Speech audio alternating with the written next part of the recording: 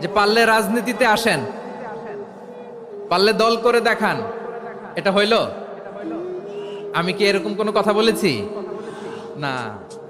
আমি একজন মুফাসসিরে কোরআন, আমি একজন আলেম, এর বাইরেও আমার সবচেয়ে বড় পরিচয় আম আ সিটিজেন অফ বাংলাদেশ।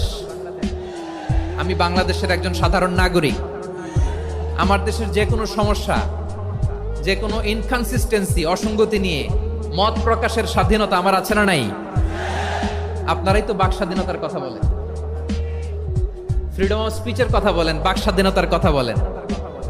So আপনারাই যদি আবার কোনো মন্তব্যের কারণে বলেন যে রাজনীতির মাঠে আসেন, দল করেন, দেখি কতটুকু পারেন, এটা ঠিক হবে না।